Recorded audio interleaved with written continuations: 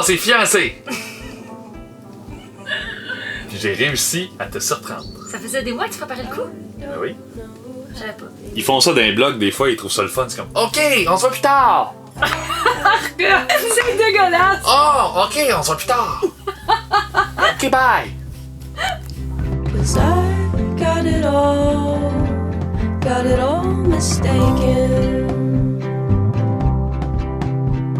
for meaningful life. Donc, les derniers jours en Norvège, c'était beaucoup de conduite automobile, sans compter tous les petits détours qu'on a faits pour acheter du pain et du beurre de peanut. On a fait au total plus de 1700 km en voiture. Il y a des journées où on a conduit environ 12-13 heures. Mais ce qui m'a vraiment marqué, c'est la petite ville de Trendal sur laquelle on est tombé un petit peu par hasard dans une erreur de transit.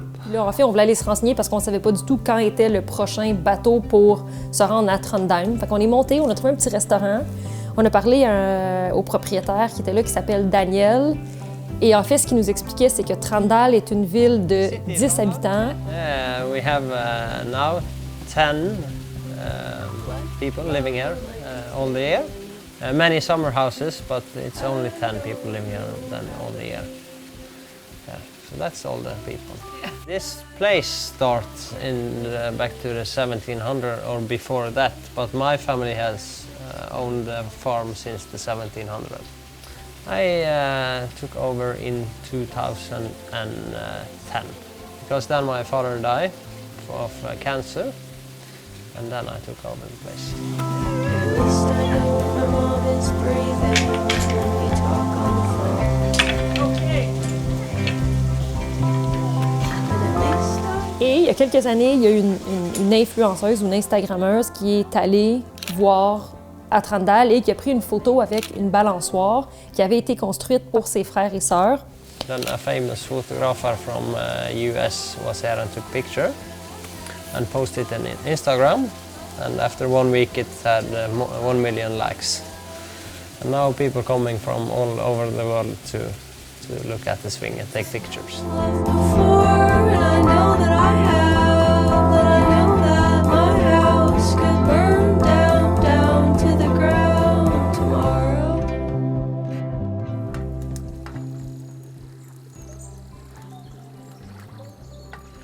Fait qu'on attend le traversier gentiment en se faisant des potes et en appelant Willy la baleine une fois de temps en temps, en espérant que Willy la baleine décide de se pointer le bout du nez. Chose qui visiblement ne fonctionne pas encore. Mais c'est beau par exemple. Viens manger mon champion. On va-tu manger sur le bout du quai? Mais hein. Ça va être un des plus beaux soupers de ma vie, ça. Check ça. Ils doivent être dans leur cuisine en disant crise de touristes perdus.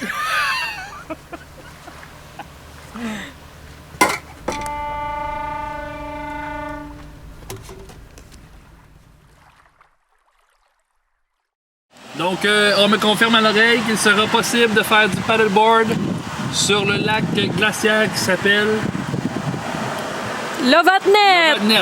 On s'en va faire le paddleboard sur Lovatnet.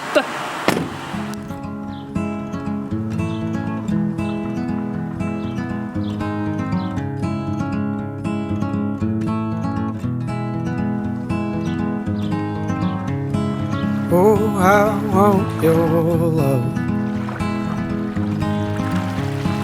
Oh, I want your love. Every night. Every night. Le voyage s'est terminé à Oslo, chez une madame qui s'appelle Anne, qu'on a rencontrée pendant une hike à Gvalvika Beach. Et Anne nous a invités chez elle, à Oslo, pour un souper typiquement norvégien. En entrée, elle nous a fait ce qu'on appelle du ripa. C'est comme un oiseau de luxe que les chasseurs chassent et ramènent pour les occasions spéciales. On est arrivé et l'oiseau était sur la table, dans une assiette, avec ses plumes, là, un oiseau en bonne et due forme. Et elle nous a montré comment déplumer l'oiseau, comment le cuisiner. Elle nous a fait ça avec des patates, avec un genre de bouilli délicieux. Actually, we should have red wine OK. till this. But this is what I have. So it's Call me Cobra Moon. I will fjellrype med sopp, champignon, rosenkål og rødvinsaus. I will come. Oh, I'll come in for you now.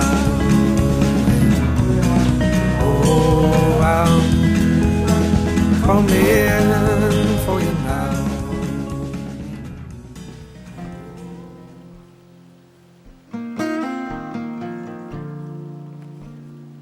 On s'en va faire une hike, la dernière hike du voyage. Comment ça s'appelle? Morkanga. Morkanga. Toutes les hikes ont des noms de vikings ici.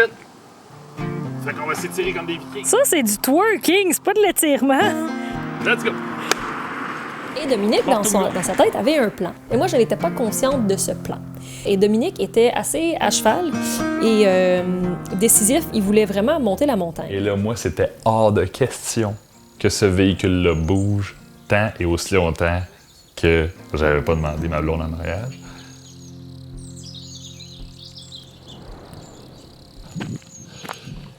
Après le tour de 3,5 km dans l'est de montagne, on nous indique le droit chemin. Et finalement, on arrive au sommet de Morkunga. Et pour vrai, c'est une sacrée belle randonnée. On est arrivé au coucher du soleil. Et Dominique, comme tout bon photographe, décide qu'il veut prendre une belle photo du coucher du soleil. J'ai demandé à Marie-Pierre d'aller m'attendre sur le coin de la falaise en prétendant attendre que l'éclairage soit optimal avec le coucher du soleil. Donc pendant 15 minutes, monsieur m'a fait attendre sur le bout de la montagne pour qu'il mette au focus sa caméra. Donc ce moment-là au complet est un peu flou dans ma tête et c'est pourquoi j'ai cru bon de le filmer. Reste là. Ça va. C'était bien répété.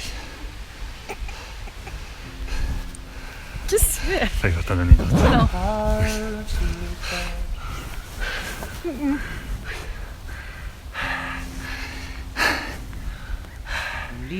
C'est pas vrai, hein? Oui.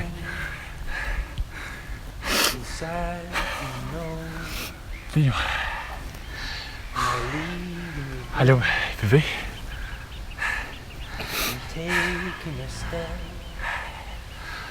Pas la bonne main, mon loup! J'ai pas peur. Fait que... You want to spoon me, baby? I do. Okay, I hope it works.